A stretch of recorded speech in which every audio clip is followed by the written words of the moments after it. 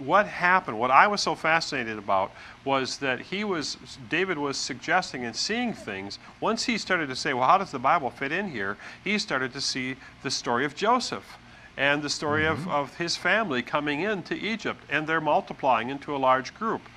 And that's, why don't you just give a little bit of the things that you started to uncover, because that's when it became amazing. Well, an archaeologist and Egyptologist are not going to be able to show miracles in the ground. Archaeology doesn't produce miracles. So I have to go for the historical elements. So what I go for is the overall sweep of the story, which is Israelites coming into Egypt, settling there, prospering, becoming slaves, departing out of Egypt and conquering the Promised Land. That's the basic historical framework of the story. Okay, I can't do miracles. I can't show the parting of the Red Sea in archaeology. It's not possible to do that. Okay, so I look at the human aspects of the story. And I went over to see Manfred Bietak, who's the archaeologist, digging this same site in Goshen that Tim mentioned. And I spent a long time with him discussing all these ideas with him. And although Tim says that he rejects the ideas, when you get talking to him privately for a long period of time, his attitude changes a little bit. So it's a position that he takes for the public view. Isn't it politically dangerous for him not to take the view that he is espousing publicly? Extremely dangerous because of where the location of the site is. It's in the eastern delta of Egypt. It's unprotected by the military, so he's got a team of archaeologists working on that from Austria. They're in a quite precarious position. And if somebody like me comes along and says, well, this guy's digging up the Israelites, and then it goes into the local newspapers. Fit with Manetho's work at all, does it? Well, not only that, but then the Egyptian press get hold of it and say, Manfred Bietak is digging up the Jews. Okay, and then you get a hullabaloo, and then you get some crazy terrorists coming along from Sinai and doing something mischievous. So, you know, he's got to be very careful about what he says.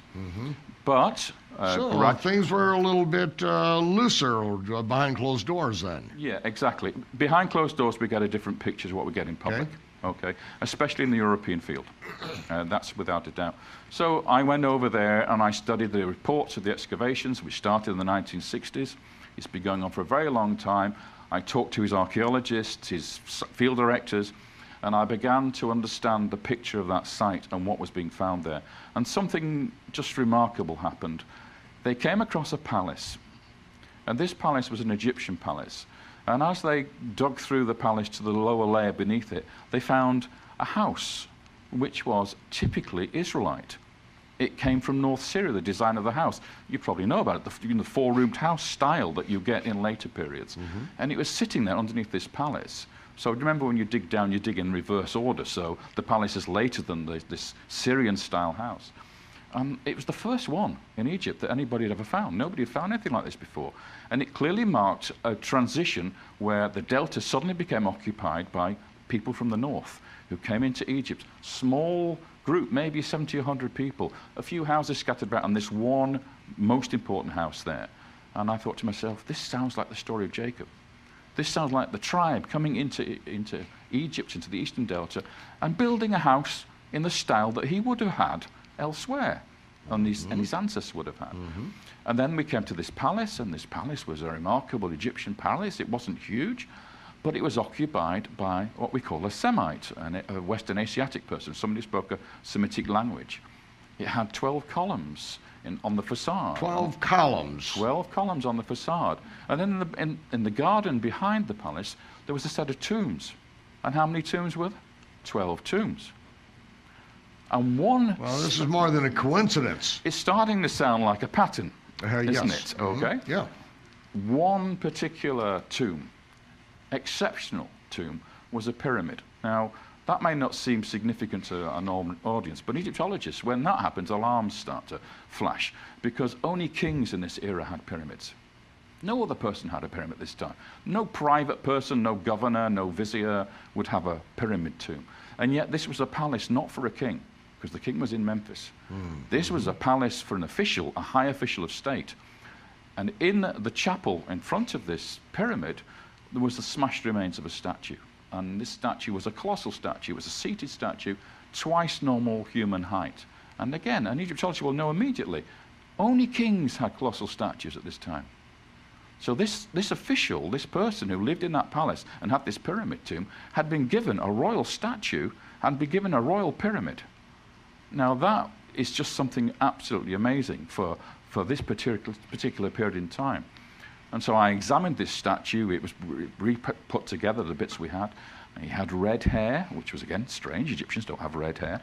He had yellow skin, because all the paint was still on the statue. Yellow skin is not an Egyptian thing. This is an Asiatic thing or a Semitic thing from the north. And I looked at the back shoulder, and I examined it with a magnifying glass, and I could see the remains of a multicolored coat painted on the back shoulder of this man's statue. So I thought, you know, I know my Bible. I've read my Bible. I know what this sounds like to me. You know, could this be Joseph? The real cruncher for me then was that when they excavated into the tomb, underneath the pyramid where the burial chamber was, they found it was empty. Now, you can look at all the other tombs in the area, including the other 11 tombs. The bones were there, coffin wood was there, mummy beads, bits and pieces, daggers, bronze daggers. This tomb had nothing. No bones, no coffin wood, no mummy beads, no pottery. Completely cleaned out. Empty.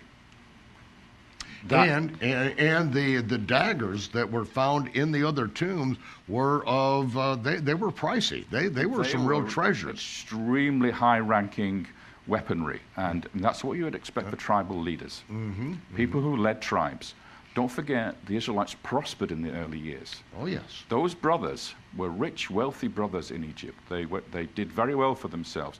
They were able to carry very expensive weaponry. But this tomb was empty, and that to me said, this has to be Joseph's tomb in Egypt, because we all know the story. When Moses took the Israelites out of Egypt, he took the body of Joseph with him at the request of Joseph on his deathbed and reburied him at Shechem. So here we have the story matching the biblical story in archaeology, and that's just one little element of this pattern we have all the way through the time.